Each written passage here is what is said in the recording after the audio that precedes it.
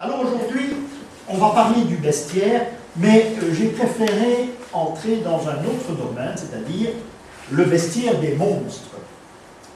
Le bestiaire des monstres ne se trouve pas uniquement sous la route de Compostelle, on le trouve un petit peu partout. Le monstre est également un avertissement. Dans le fond, la religion n'a pas uniquement choisi des jugements derniers qui est obligatoire. Dans le fond, on fait peur à l'homme pour bien vivre, pour ne pas profiter, pour ne pas être comme Saint Antoine, ne pas subir la tentation. L'Église n'est fait que de ça. Quand vous voyez une représentation du Père éternel, là, de Dieu le Père, eh bien, il ne rigole jamais. C'est pas plaisant. Donc c'est toujours des avertissements pour aller là-haut. Il y a beaucoup de choses à dire à ce sujet dans l'histoire de l'Église, mais nous autres, nous sommes ici à une époque totalement à nos origines, mais l'Église, ce n'est qu'un avertissement. Alors, l'histoire des monstres, mais c'est très intéressant, parce que le monstre se voit de façon différente. À l'origine, c'est Echidna. Echidna qui est la, je ne vais pas dire la déesse, mais qui est la grande patronne. Echidna, c'est vipère en grec. Echidna est celle qui va donner naissance au monstre, et elle est née d'un mélange d'eau et de terre. Nous sommes ici déjà en présence de deux éléments qui sont les deux premiers éléments des quatre. On a l'eau, on a la terre. Nous allons rencontrer sur la route de Compostelle, entre autres, et ailleurs, dans certaines cathédrales, nous avons la représentation d'Echidna. Alors, à partir de maintenant, vous devez faire très attention parce que dans les églises, vous avez une représentation d'une sirène, parce que c'est son allure. Eh bien, vous devez faire très attention, ce n'est pas toujours Mélusine. Mélusine, en principe, se regarde se mire dans un miroir. La représentation, Mélusine, c'est ça. Mais si vous avez une sirène avec deux queues, vous avez déjà vu ça, chaque main présente deux queues, et on voit, apparemment, on n'a pas sculpté, elle présente son sexe en quelque sorte. C'est déjà monstrueux de représenter ça à l'église. Mais c'est ça, la représentation d'Echidna. Vous en avez déjà vu certainement, mais surtout pas tomber dans le piège. Mais pas tomber dans le piège, c'est Mélusine. Mélusine, on va la rencontrer, mais généralement sur des routes qui vont mener à Lusignan, par exemple, on va rencontrer, ou bien dans le Luxembourg, il y en a tous les coins de rue, puisque c'est une famille, la légende de Mélusine se déroule au Luxembourg, nous verrons ça bientôt, je crois qu'on va voir Mélusine, où ça se déroule, en principe, ça se joue, ça se déroule au Luxembourg, dans nos Ardennes aussi, dans nos Ardennes, un petit peu en Allemagne, et puis on en rencontre de temps en temps une, sous la route de Lusignan, certainement, mais il y a une grande différence entre Echidna, qui est la mère des monstres, pas de tous d'ailleurs, la mère des monstres, et la représentation de Mélusine, qui est souvent représentée une queue de poisson et un miroir, parce qu'elle se mire. C'est très important la différence. Cette queue de poisson, d'ailleurs, démarre en dessous des seins, c'est la représentation habituelle. Mélusine tient donc un miroir. Sous la route de Compostelle, on va en rencontrer également. On va rencontrer par exemple des femmes qui sont confrontées à des monstres. Il n'y en a pas tellement, on n'a pas encore vu dans nos chapiteaux jusque maintenant, mais le fait que la femme est présentée en confrontation avec le monstre, ça veut dire qu'elle est confrontée à un autre univers. Puisque les monstres, en question, les femmes ne partaient pas en pèlerinage. C'est nouveau, ça. Elles n'avaient pas le droit de partir en pèlerinage. La femme avait l'intuition. La femme, c'est autre chose. Ce sont les apparitions, etc. C'est ça son initiation. C'est le jardin des Hespérides, ce sont les arbres qui sont plantés, les plantes médicinales, tous ces trucs-là. Surtout les apparitions. C'est un domaine tout à fait différent. Nous avons vu ça dans le club, lui, il part à Compostelle, il part dans un pèlerinage, et quand il part, eh bien, sa famille est entretenue par l'Église. C'est un stade tout à fait différent. Ce sont deux univers tout à fait différents. Donc, Echidna, en quelque sorte, elle a 7 enfants. Ce sont des monstres. 7 enfants, je vais les énumérer, je les ai devant moi. Il y a d'abord Orthros. Orthros qui est un chien à 3 têtes. On rencontre surtout dans la mythologie. Et ce chien, Orthros, peut regarder avec ses têtes, ses 3 têtes, 3 éléments de notre vie, vous devinez lesquels, le passé, le présent et l'avenir. Nous retrouverons ces monstres lorsqu'on va parler d'Hercule, par exemple. C'est ça le but de l'existence d'Hercule. Donc, passé, présent, avenir. On a l'hydre de Lerne, qui est une bête affreuse, puisqu'elle a 9 têtes. Attention, parfois 8, parfois 7. Il existe l'hydre de Lerne présenté avec 7 têtes. Généralement, c'est 9. Mais s'il y a un rapport entre une éventuelle initiation, j'en ai jamais rencontré, une initiation avec l'hydre de Lerne, on peut le représenter avec 7 têtes. L'Église, lorsqu'elle enseigne les monstres, elle parlera de l'hydre de Lerne avec 7 têtes. Parfois 8, mais jamais 9. On essaiera de voir ça quand on essaiera d'étudier Hercule. Il y a la chimère également. La chimère. Le dragon, dont il y a énormément de choses. L'aigle est considéré comme un monstre. Il ne devait probablement pas être tous gentils. Le fameux lion de Némée. Et le sphinx. Voilà quels sont ces 7 monstres qui vont être issus d'Echidna.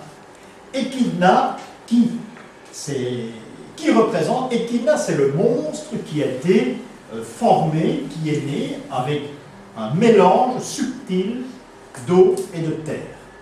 C'est expliqué mythologiquement de cette façon-là. Ça a l'air très monstrueux, mais c'est presque ça. Mais ces monstres ont une importance maintenant lorsqu'on va les rencontrer. On en a déjà rencontré, mais on n'en parle pas. Mais on va rencontrer, d'ailleurs, Echidna, je vous en ai parlé. Maintenant, fini les sirènes et Mélusine. Il faut bien séparer les deux. Si vous rencontrez une représentation d'Echidna dans une cathédrale, vous devez chercher pourquoi. On n'a pas mis ça par hasard. Il faut chercher pourquoi. Il faut chercher un monstre. Et pourquoi le monstre à cet endroit? Ça devient moins facile. Les monstres, en principe, vont naître de la vipère, mais sortiront d'un œuf. C'est important aussi. La vipère va déposer ses œufs. On lui a dit qu'elle dépose ses œufs dans le fumier tout chaud. Il y a des détails qui sont très importants. Dans le nord de la France, un village, je pense que c'est Bétigny, mais en tout cas c'est dans le coin, il y a une maison qui a placé une ancienne maison, mais dont il y a un petit jardin devant, et puis il y a un muret qui sépare la rue de la maison. Vous allez peut-être vous souvenir de ça, du moins les anciens. Et il y a au-dessus de ce muret 4 œufs. Ils sont très grands, qu'on a probablement retrouvés là-bas, dans un champ peut-être. Et le propriétaire de la maison, depuis très longtemps, il a posé ces formes ovoïdes au-dessus de l'entrée chez lui. Personne ne peut dire ce que c'est. C'est le fameux esprit ovoïde. Ah ben oui, personne ne peut dire ce que c'est, mais il y a une possibilité de croire que ça a un rapport avec les monstres. C'est possible. C'est dans quel village? Je crois que c'est Bétigny. Il faut vérifier. Je crois que c'est Bétigny en Flandre. Il y a peut-être un rapport avec les monstres. Il y a peut-être un folklore local ou dans le village à côté où on balade une fois par an des monstres qui nous accompagnent en musique. C'est intéressant le folklore. Là, je vous parlais tout à l'heure des géants du Maïmo, c'est assez renversant. Le folklore est quelque chose de très intéressant. J'en découvre tout le temps. J'aime beaucoup le folklore, mais le pur folklore, hein, pas les petites inventions. Mais si vous voyez un dragon dans un village en France où il y a de la musique, c'est intéressant. Hein. Il faut aller voir l'étape suivante, que malheureusement, eux ne connaissent plus. Et c'est bien malheureux. Alors c'est Pierre ovoïde, et moi je me pose la question, hein, il n'y a pas tellement longtemps, il y a au moins 2-3 ans, je me dis pourquoi pas un rapport avec les monstres. De toute façon, on les a trouvés, et c'est de l'époque néolithique. Alors le principe, c'est que l'œuf a été déposé par la vipère dans le fumier tout chaud, et qui obligatoirement doit être couvé par un crapaud. Parce que sinon, on ne donnera jamais naissance à un monstre. Vous ne pouvez pas savoir, comme les crapauds ont de l'importance au Moyen-Âge, et à l'époque romane surtout. Il y a beaucoup de légendes avec le crapaud. C'est la raison pour laquelle on trouvera toujours un crapaud dans les préparations d'une sorcière, par exemple. Dans tous les grimoires de la sorcellerie, il y a la présence d'un crapaud. C'est intéressant aussi, ces vieux grimoires.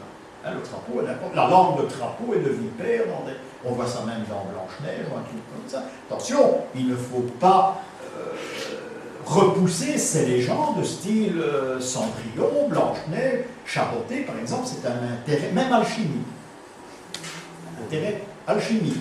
C'est très intéressant, ces petites qui ont été adoptées pour les enfants, mais moi, ce qui me passionne parfois, c'est un dessinateur comme Walt Disney, bon, ça c'est en paire, ça c'est le meilleur qu'on a fait, mais les couleurs qu'il choisissait dans ses dessins, c'est exceptionnel, hein? Il n'est jamais à côté de la symbolique. Hein? Bon, maintenant on fait n'importe quoi, mais Walt Disney, absolument pas. Hein? Vous avez, je prends Blanche-Neige au hasard, vous avez le rouge, la couleur rouge dans un Blanche-Neige qui s'impose chez Walt Disney. Dans tout le temps, je veux bien, c'est agressif, mais elle est toujours là. L'histoire des couleurs dans ce dessin animé a beaucoup d'importance. Beaucoup d'importance. Après, on a fait n'importe quoi. Donc, ce crapaud qui va couver l'œuf de la vipère, en question, ou les œufs de la vipère, eh bien, on va l'appeler curieusement l'œuf de coq. C'est au cul. L'œuf de coq. C'est cet œuf qui a été couvé. Et cet œuf va donner naissance à une forme de monstre qu'on appelle le basilic. Et ça, c'est très important dans la symbolique romane, c'est la présence du basilic, qui est un monstre également, hein, qui a un corps de serpent, un peu gros, qui a des pattes de coq. Et ce corps de serpent se termine par un dard, donc il faut s'en méfier. Il faut s'en méfier, c'est un avertissement, mais un avertissement pour la parole. Il faut faire attention à ce qu'on dit. C'est aussi important dans la ligne des monstres. Le basilic, en principe, s'il est représenté sur des fresques, il doit toujours être de couleur blanche. Ce personnage de basilic a également comme considéré comme monstre, eh bien, il a des ailes de chauve-souris. Obligatoire, puisqu'on a vu que les chauves-souris, on en a vu à Halle d'ailleurs, on en a deux, c'est toujours un avertissement. Du fait qu'il est représenté avec des pattes de coq, eh bien, il annonce la lumière. Il peut avoir une crête et les pattes de coq, ça doit se voir. Qui dit lumière dit, eh bien, résurrection. Il y aura toujours un coq dans une représentation de la résurrection du Christ, par exemple. C'est pour ça que c'est un animal de lumière. Le chant du coq appelle le soleil. C'était l'inverse, mais enfin, on l'a cru à la période romane que le coq chantait, le soleil se levait. C'est un peu le contraire maintenant. On est venu sur cette patte, c'est-à-dire le soleil se lève, le coq chante.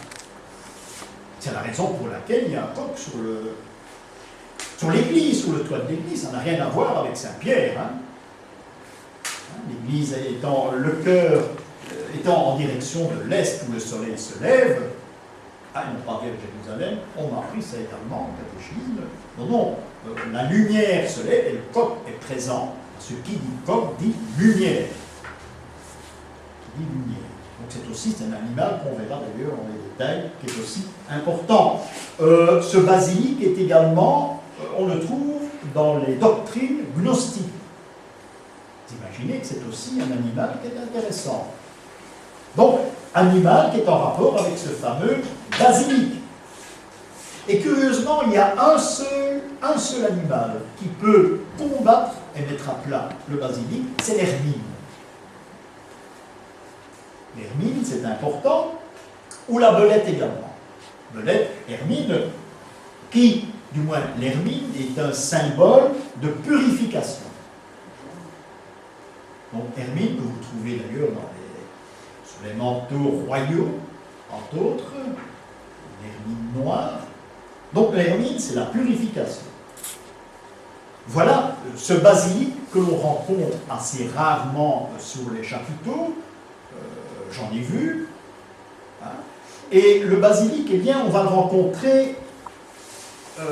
Dans le fond, le basilic représente l'art de converser. Vous imaginez qu'il y a des endroits où on va le rencontrer, le basilic, mais il faut trouver une signification. C'est donc l'art de converser, l'art de s'adresser à un autre. On aurait dû mettre sous la tombe de l'ossuet, par exemple, un basilic. Malheureusement, à Soigny, par exemple, je vous l'ai montré, il y a un animal indescriptible sur une tombe dans une petite chapelle où les initiés se retrouvaient. D'après la description en bois de l'entrée, ces instruments de musique là, qui sont du XVIIe, je veux bien, mais c'est d'une tradition. Et il y a une pierre tombale, souvenez-vous, il y a un animal dans ce genre. Ce qui m'énerve un petit peu, c'est que le coq a été réalisé, le coq est trop ressemblant. Il n'y a pas uniquement le cas. On ne sait toujours pas ce que c'est. Saint-Hilaire s'est cassé la tête, a essayé de retrouver, il n'a jamais trouvé. Pour que lui ne trouve pas, on n'a jamais rien trouvé. Pourtant, c'est assez merveilleux. Donc, je vous ai donné la liste de ces monstres. Donc, on a 7 monstres. Il faut rester dans une prudence. Tous ces monstres ont un point commun. Et ça, c'est important, que ces monstres sont des gardiens. Donc, 7 monstres, 7 gardiens. C'est important. Leur but, eh bien, c'est d'attaquer les pèlerins. C'est pour ça qu'ils sont gardiens, mais c'est autre chose. Hein. On va en parler de suite. C'est le gardien des... Pardon, pas des gardiens maintenant. Le pèlerin, eh bien, il doit se méfier des monstres. C'est comme la tentation de Saint-Antoine. Hein, c'est exactement la même chose. Il faut se méfier. Et chaque monstre a un instrument différent. Et c'est grâce de cet instrument, qui peut éliminer les pèlerins. Mais on essaye au fur et à mesure, mais ça va changer. Hein, sur ce chemin de Compostelle, on essaye au fur et à mesure de décourager le pèlerin à continuer sa route. Alors je pose toujours la question, qui est sans réponse. Hein, pourquoi essaye-t-on de nuire aux pèlerins?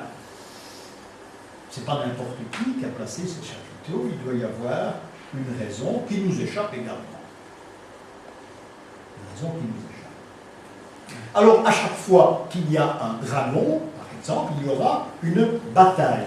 Le dragon, mais ce n'est pas difficile, c'est un corps immense, des ailes de chauve-souris et un corps de serpent. Maintenant, nous retournons chez Mélusine. La représentation du miroir, elle est très valable, mais vous allez trouver des Mélusines avec des ailes de dragon, par exemple. Donc il faut être très méfiant. Une Mélusine avec des ailes de dragon, ce n'est pas Echidna. Oui, c'est assez subtil. Le dragon sera présenté avec des flammes qui sortent de sa gueule, d'où une représentation de Saint Georges, par exemple. Ce monstre qui est piétiné par Saint Georges. Ça la représente même, ça représente surtout le bien, le mal, on peut penser à cela. Mais c'est un dragon qui va disparaître.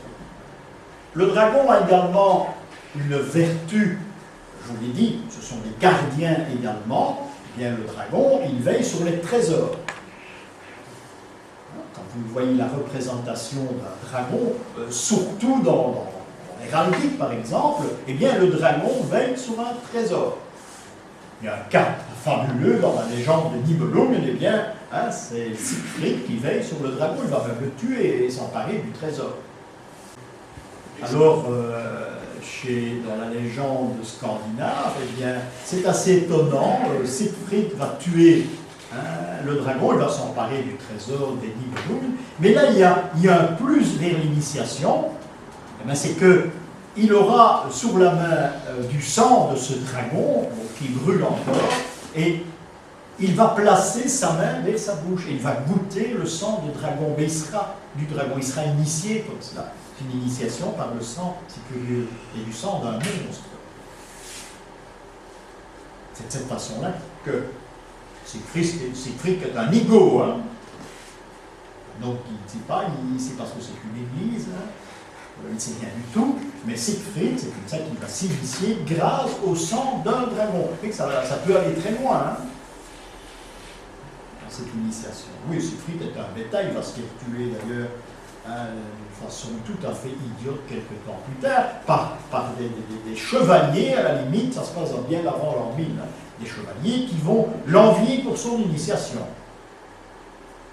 C'est comme ça qu'il va se faire tuer au bord d'une fontaine. Curieux. Il boit l'eau de la fontaine.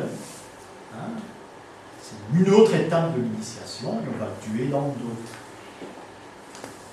C'est assez curieux. Si vous voulez revoir cette histoire, pour moi ça fait partie d'un des grands mystères. Si vous voulez revoir toute l'histoire de Siegfried, eh bien vous allez le 1er mai à Russon, Rutten pour les néerlandophones, à Russon, qui est un village petit, tout petit, où tous les ans, depuis très longtemps, on représente la légende de Siegfried.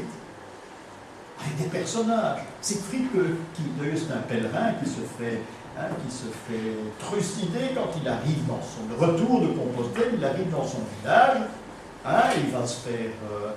toute l'histoire de Siegfried est racontée, la scène de la fontaine, etc. Ce sont des gens qui ne savent pas ce qu'ils représentent, ils représentent une histoire à bord d'un pèlerin, mais tous les éléments s'y trouvent, même les noms des personnages, on retrouve la mythologie scandinave.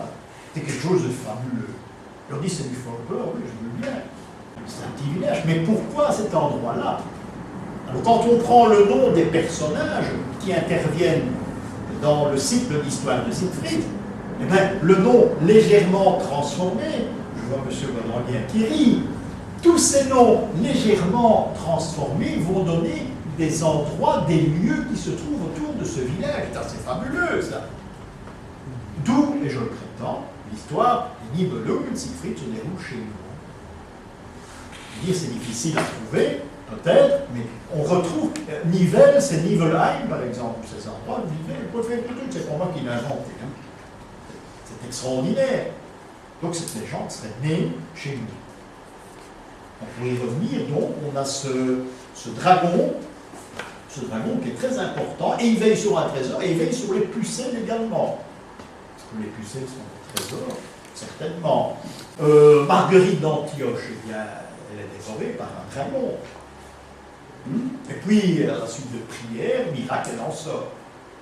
Et de là, elle devient patronne des femmes qui veulent que l'accouchement se déroule bien. Et Marguerite sera toujours représentée sortant du dragon. Donc, le dragon, chez Siegfried par exemple, eh bien, ce sont les différentes épreuves qui servent à retrouver ou à trouver une certaine initiation. Vous avez des saints aussi qui sont souvent représentés avec des dragons ou un dragon. Hein, nous en parlerons tout à l'heure. Saint Géry, par exemple, vous le connaissez, il est représenté avec un dragon. Pourquoi? Eh bien parce que Saint Géry fait partie des nombreux saints qui avaient une juridiction. Saint Géry est évêque de Cambrai. C'est une méthode de voir l'histoire. Un évêque avec un dragon à ses pieds, eh bien c'est qu'il possède une juridiction.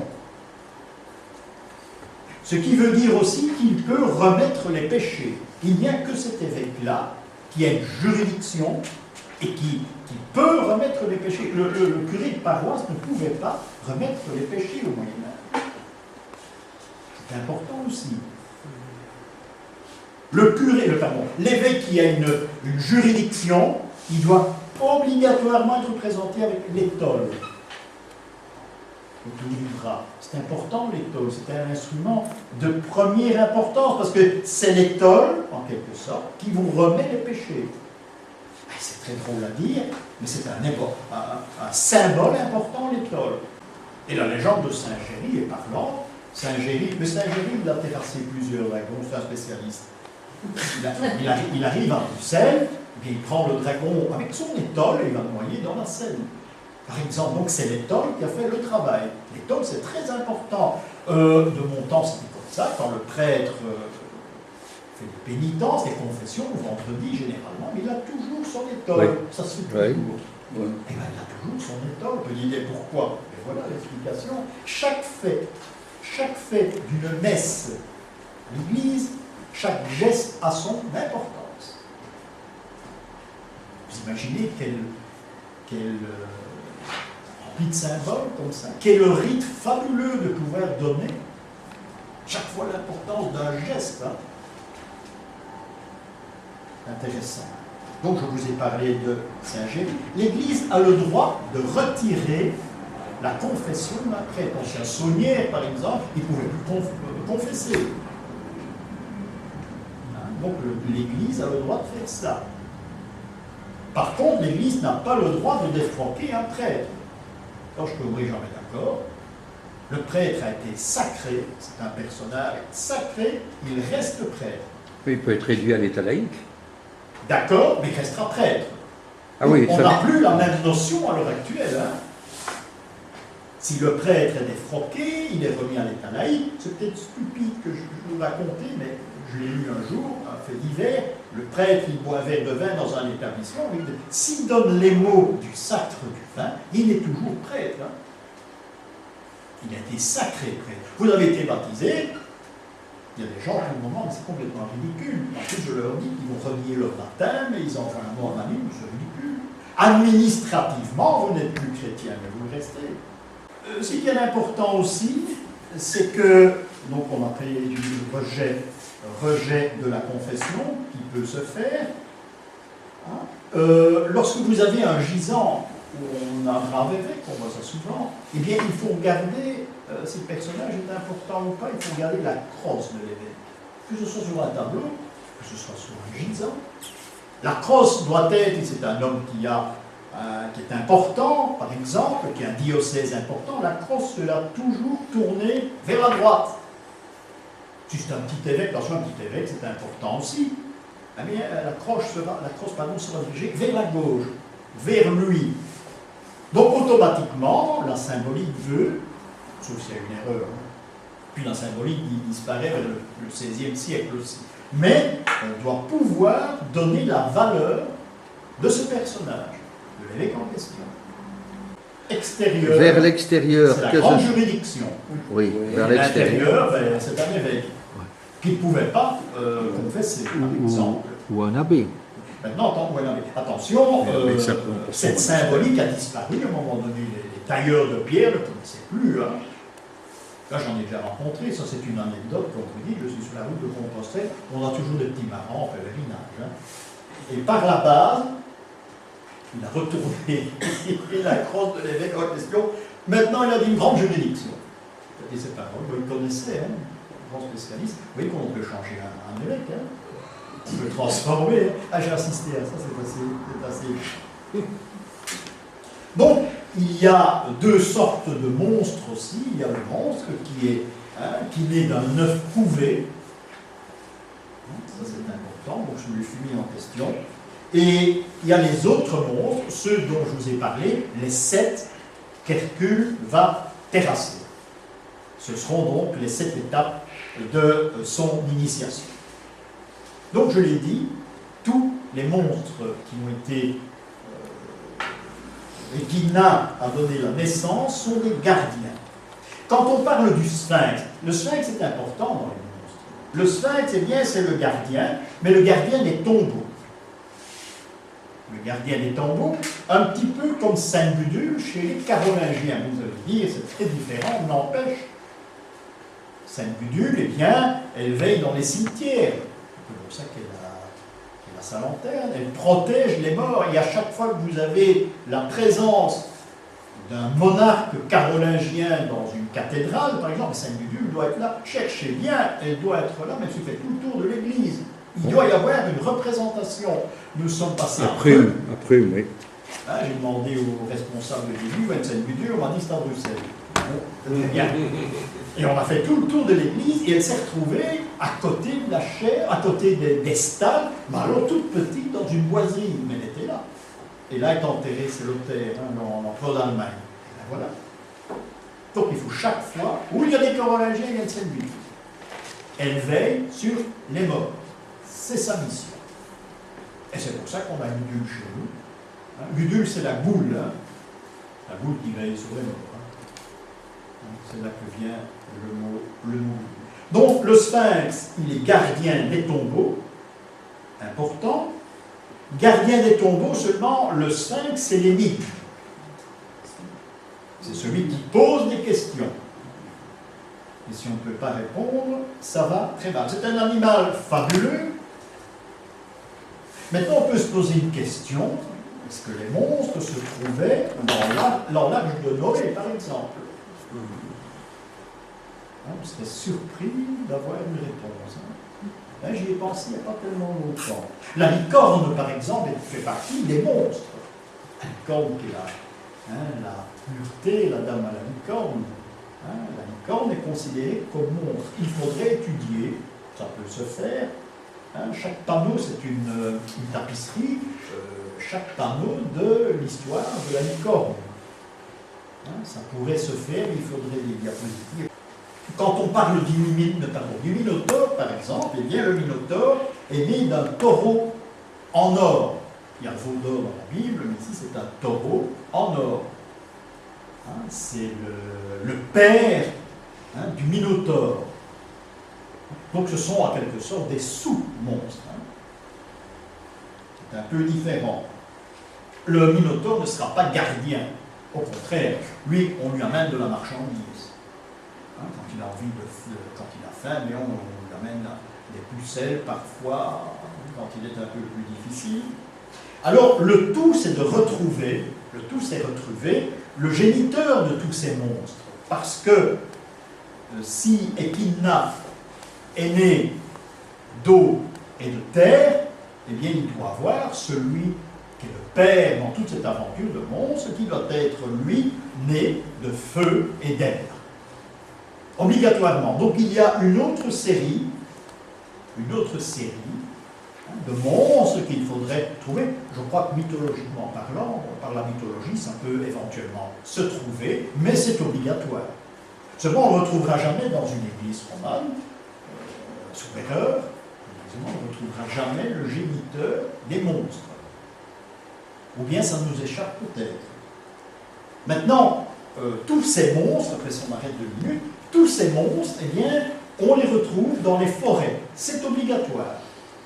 Pourquoi on représente ces forêts maintenant dans les chapiteaux, près de la Compostelle, par exemple? Eh bien, ils sont toujours dans la forêt, puisque la forêt, c'est l'endroit où se réfugie le monstre. Et c'est pour ça qu'on a toute cette forêt au début du pèlerinage. On ne retrouve que ça. Siegfried, eh bien, ce sera dans la forêt que tout se va dérouler. Siegfried a son corps, mais il est en plein milieu de la forêt. Il va rencontrer le dragon, mais il sera dans la forêt. Il va être élevé par un gnome,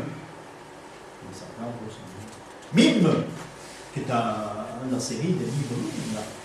Eh bien, il habite dans une cabane dans la forêt. Tout n'est que forêt, une fois qu'il y a monstre. Ça ne sera jamais en plein air, jamais dans un pré, etc. Donc c'est un animal qui se cache, qu'est le gardien. Bien malheureusement, on peut trouver les aventures de certains monstres, mais il faut feuilleter beaucoup de bouquins. Nous, ce qui nous intéresse, c'est de voir cette adaptation de ces monstres à l'époque, au Moyen-Âge, à l'époque où on construisait les cryptes, les églises romanes. Nous ne pouvons pas aller plus loin, parce que je suis certain qu'on peut faire un séminaire sur les monstres. Il faut reconnaître, il faut surtout connaître l'histoire du monstre. C'est l'exemple, hein. Il y en a d'autres avec Siegfried, où là nous avons tous les éléments. On a la fontaine, l'initiation de la fontaine. On a le dragon, on a le sang du dragon, hein, et on a la scène de Siegfried qui s'est laissé un petit peu distrait. Siegfried est un homme qui est bête, hein. Il a son initiation, mais il ne s'en rend absolument pas compte. Hein, et on va laisser tuer Siegfried, on y arrivera pour pas qu'il profite de cette initiation. Et on ne parle pas d'initiation dans la légende des Nibelungen, absolument pas. Hein, on parle de force, il est invincible. Donc c'est ça l'initiation pour lui. On n'allait pas traduire ça dans le système religieux, il n'aurait jamais rien compris. Mais il a une force. Pas une force de l'esprit, certainement pas, mais une force du corps. Et c'est bon, et bien voilà.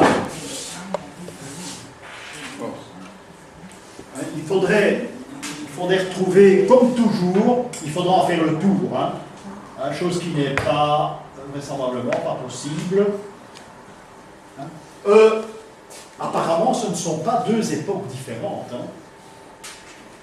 Vous avez un magnifique chapiteau d'inspiration gréco-romaine, avec la tête d'un personnage que je voudrais connaître, mais en principe, je vais d'autres personnages sur le côté. Mais il faudrait photographier l'autre côté, évidemment. Parce que normalement, c'est à chaque fois, c'est une bande dessinée. Vous voyez qu'on n'a rien inventé. Alors ici, il n'est peut-être pas beau, mais ce n'est pas un monstre.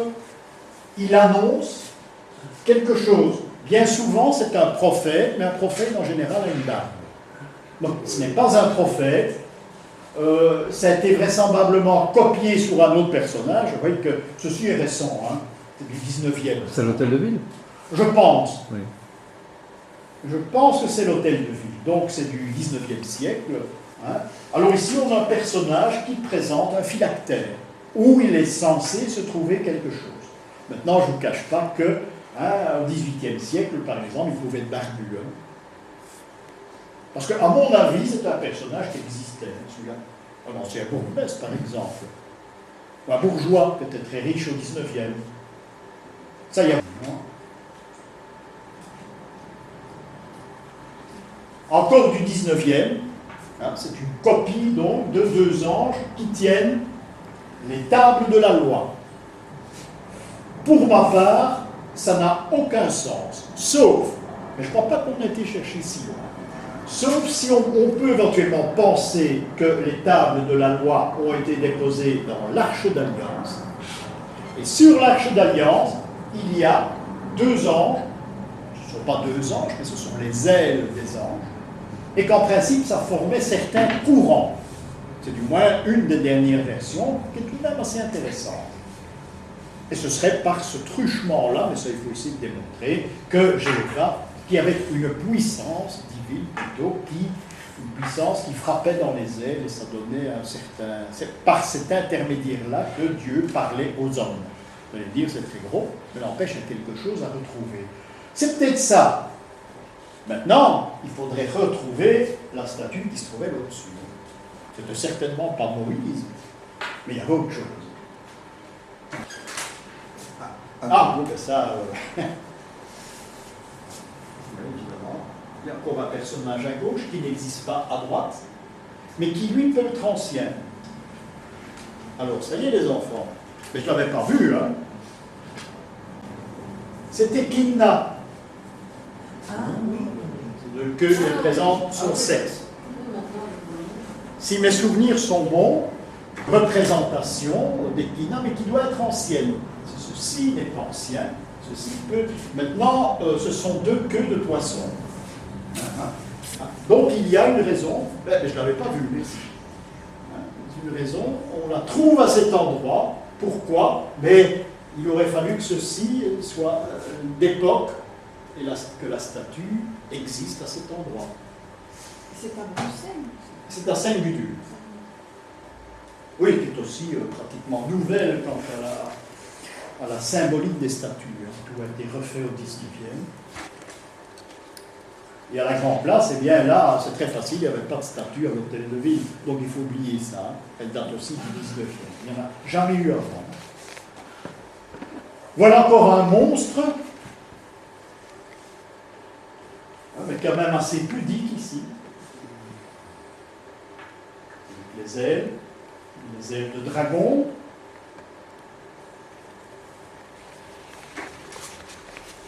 Ceci est très important. Ce sont des éléphants. C'est peut-être le seul, mais évidemment je n'ai pas fait toute la France, c'est peut-être le seul chapiteau qui représente des éléphants. Et ça se trouve sous la route de Compostelle. Alors, c'est très rare, je vous l'ai dit, l'éléphant, c'était un des symboles qui entourent l'histoire de Charlemagne.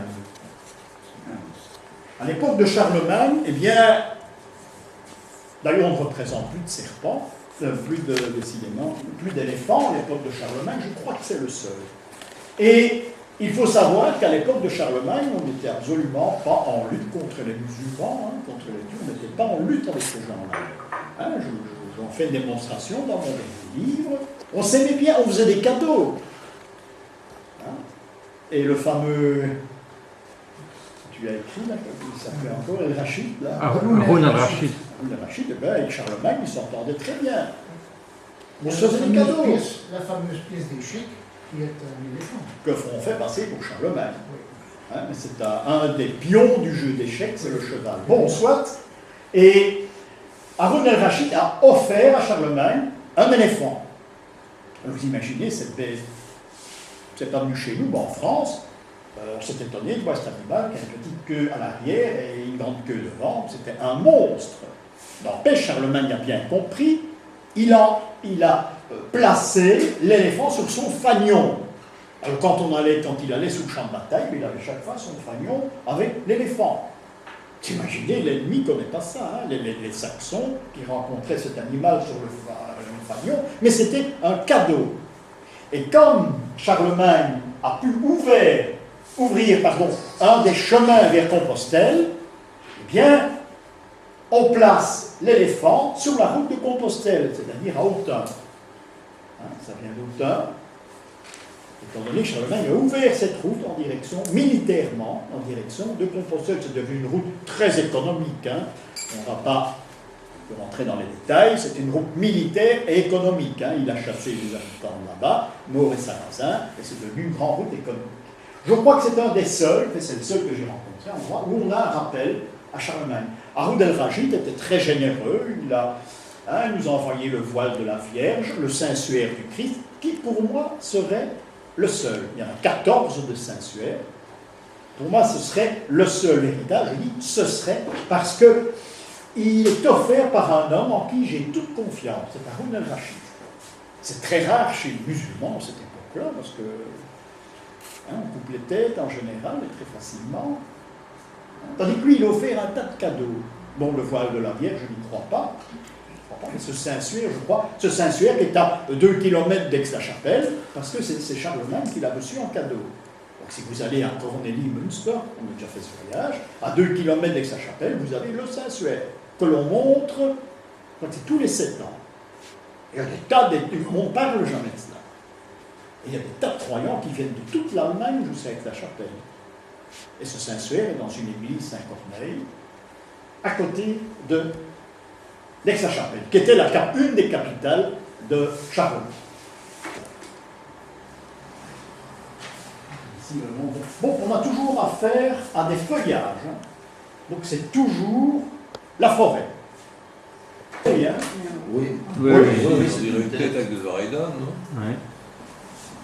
Oui, excusez-moi, je suis tout près. Il a des oreilles en forêt. Voilà. On a ici une tête d'un initié. On a une tige. J'avais pas vu, j'étais tout près. Une tige qui passe par sa tête et en principe par la bouche, par le nez. Ça veut dire que si vous êtes initié, vous ne devez pas rien dévoiler à cet endroit. On en aura une qui est beaucoup plus belle. Hein, tout à l'heure. Donc c'est une genre de tige avec des feuilles qui passe dans le personnage et qui sort là-bas.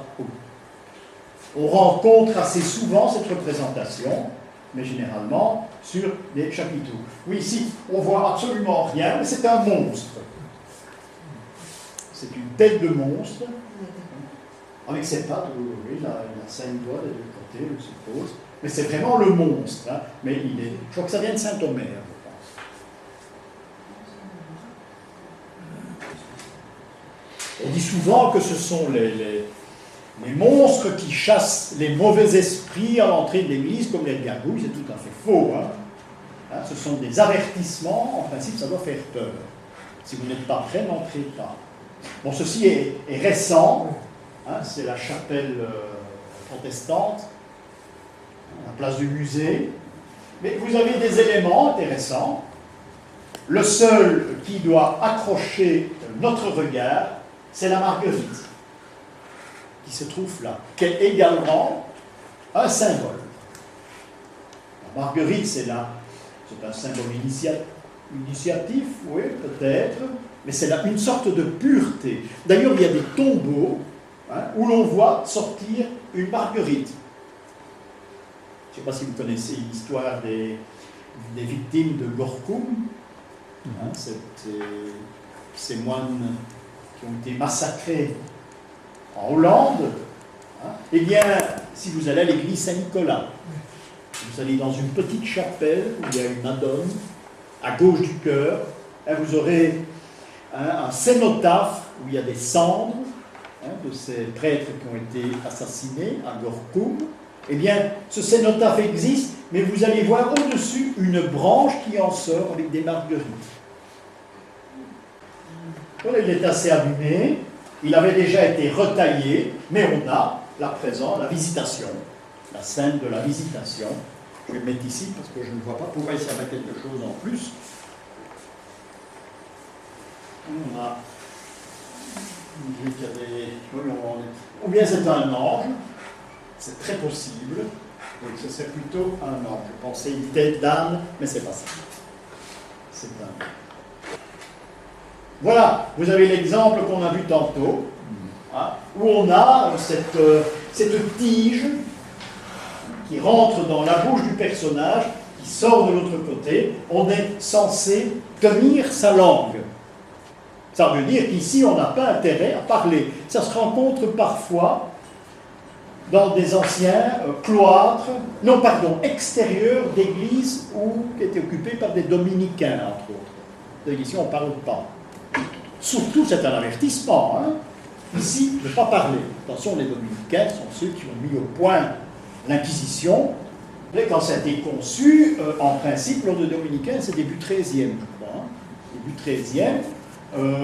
C'est plus ancien, je pense, donc ici on ne parle pas. C'est aussi un avertissement. Si vous savez, il ne faut pas parler. Oui, il faut tenir sa langue. L'histoire est là. Il faut tenir sa langue, mais voilà la représentation. Et tantôt, c'est la même chose qu'on a vu, seulement c'était assez abîmé. Intéressant ici, représentation de petites têtes. Et on peut penser à l'eau au-dessus. Parce que, en dessous de certains chapiteaux, on retrouve exactement la même représentation, mais c'est l'eau. C'est pas Hauteur, et c'est pas Chartres non plus. Non, à l'époque, on notait tout ça dans des carnets, vous savez, les carnets. Ou bien c'est une autre dia. Oui, c'est l'autre. Ça se trouve dans le nord de la France, en Ardennes. On y était il n'y a pas longtemps. Dun-sur-Meuse, voilà. C'est à Dun-sur-Meuse. Ah, on cherche un petit. Voilà, pour ceux qui ont fait l'Alsace,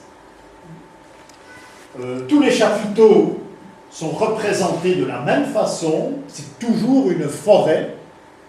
C'est toujours la forêt. Mais celui-ci est assez curieux. Il y a énormément de feuilles. C'est le seul dans toute l'église. Et on prétend qu'il y a un courant tellurique ici en dessous, qui est anormal, côté des autres. C'est la raison pour laquelle cette forêt vibre, en quelque sorte. Avec le Gewürztraminer. Voilà, ceci est très ancien. Ça, ce sont vraiment c'est un chapiteau, mais on n'en fait pas le tour. Hein? On n'en fait pas le tour, il est encastré, là. Et ce sont des têtes, encore une fois, des têtes menaçantes. 1, 2, 3. Voilà près de Lucca, près de Lucca en Italie, eh bien c'est un chapiteau extérieur. Il est très curieux parce qu'on n'y voit absolument rien et il est ancien. Remarquez qu'on a toujours la présence de feuilles. Hein. Attention, ici dans ce cas-là, on peut dire éventuellement, oui, mais c'est le style de la Grèce antique. Hein. Les feuilles armoises, possible, hein, mais n'empêche, elles sont là. Très curieux, hein, Italie du Nord. Lucca. Oui, Oh, oui, regardez quelle beauté, hein. Beauté et une représentation toute belle. Saint-Michel avec la balance, et le personnage à côté qui montre la patte, ça c'est un diable, là, qui montre la patte en disant je m'excuse, mais ou bien il demande pour passer, ou bien il dit j'en suis pas digne.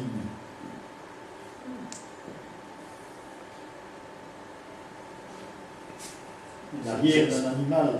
Et les animaux, qu'est-ce que ça dit de l'autre côté? Là, c'est un chat. Rarissime. Oui. Tête de chat. Rarissime. Donc, un chat, la présence d'un chat dans un élément, toujours postérieur à l'arrivée des Templiers chez nous. Donc, toujours postérieur au XIIIe siècle. Ça, c'est important, vous pouvez dater. Ça se trouvait dans la petite ville alsacienne où notre ami Lepé nous a menés. Où on a trouvé d'ailleurs à Saint-Sébastien, à Moustache. Ah oui. Comment s'appelle cette ville là, c'est quoi? C'est là qu'on a trouvé ça. Bon, extraordinaire. Hein? Interdit à l'église, hein, le chat. Et pourtant, donc c'est vraiment démoniaque. Alors, je remarque que le chat se trouve à Senestre. Oui. Hein? Donc du côté du diable, l'enfer. Non, ce n'est pas un chat. C'est un Pas chat. bien encore. Moi, je vois que ça. Ah, si. Non, C'est un moi, chat. c'est un lion. Avec la petite oreille là. Non, mais je vois ça à la queue, à La chaque queue, patte queue. la patte queue, c'est Ah oui, d'accord. Comme les singes. Les représentations anciennes, aux templières, on dirait qu'ils nous montrent la lance. Donc c'est vraisemblablement des lions. Oui, hein, et avec la longue queue enroulée. Hein. Oui, ce sont des lions. Alors, c'est peut-être Daniel, parce qu'on le rencontre aussi sous les... Ouais. Daniel en faux lion, c'est possible. Pas Richard que au lion. Excusez-moi. Ah, Un coq. voilà le coq, mais le basilic, hein. La crête du coq, les pattes, son corps est assez Ah, là, il a proéminent. oui. La queue de serpent.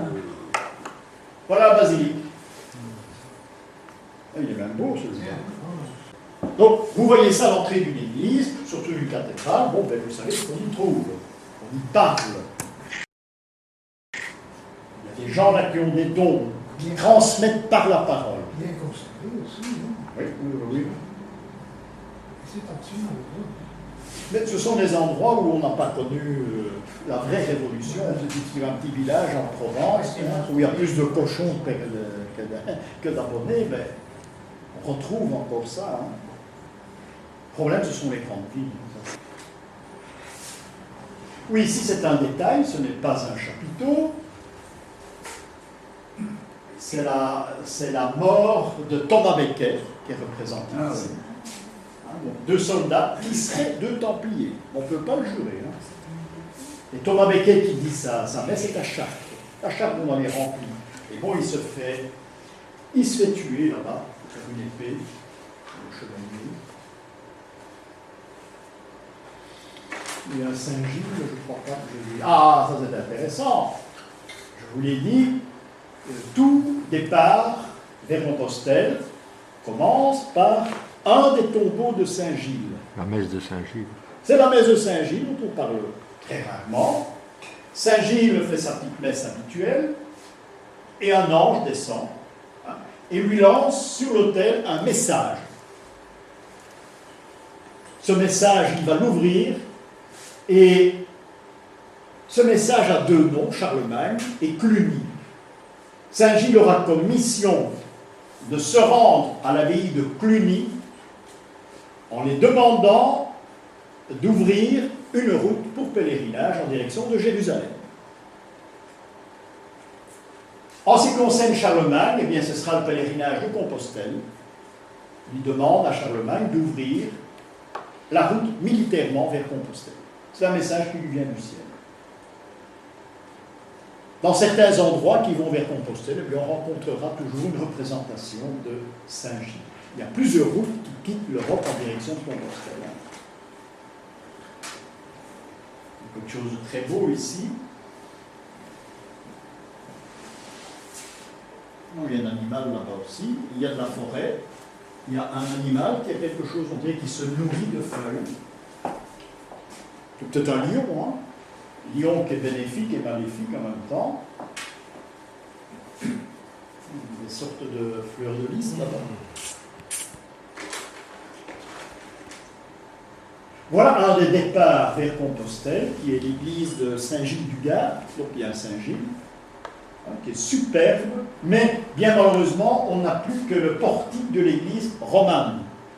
On a construit toute une église gothique, qui est assez ordinaire, qui en fait le tour. Mais ce qui est amusant, c'est que l'église gothique est en ruine. Et on a ce beau portail à l'avant, c'est très curieux, hein, où il y a des statues superbes. Hein. Ici un tympan, le tétradyme, avec lion et bœuf de l'autre côté, une autre orientation, de l'extérieur aussi. Voilà. Saint-Gilles-du-Gard. Ah, il faudrait analyser tout le tour, hein. Mais notre route de Compostelle ne passe pas par là. C'est la route des Français. Les Français, c'est la route du Sud. Des Allemands aussi, en France. Il faudrait examiner tout ça. Ces photos datent d'il y a plus de 30 ans. Hein.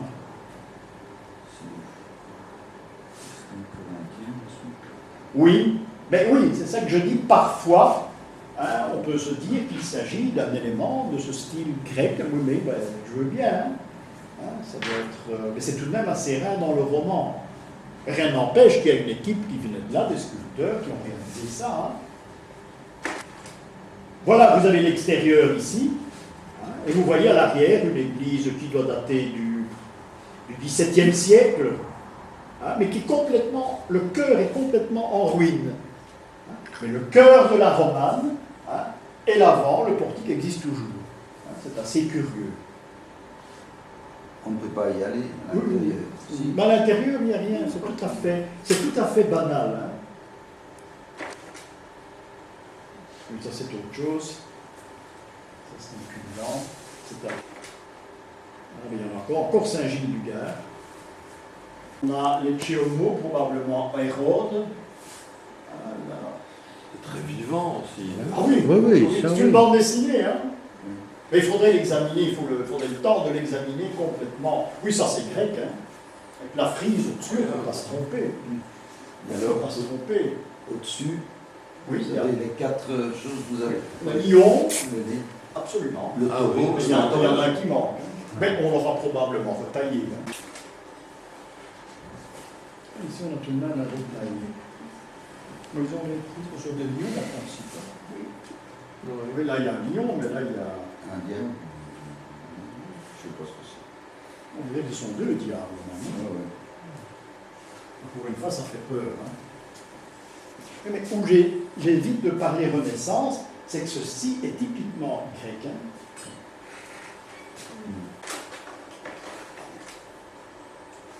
Voilà, ça c'est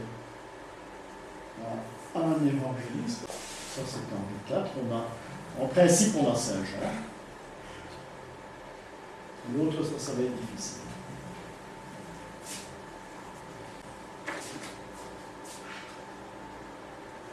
Dans cette même frise, le lavement des pieds. Lavement des pieds, oui. Il est en dessous. En grand. qui fait partie de. Ceci fait partie d'une autre réalisation. La colonne, la flagellation. Curieux le geste de Pierre. Hein. Oui. Ça veut peut-être dire ce que ça veut bien dire. Hein. Voilà encore, c'est un peu trop clair.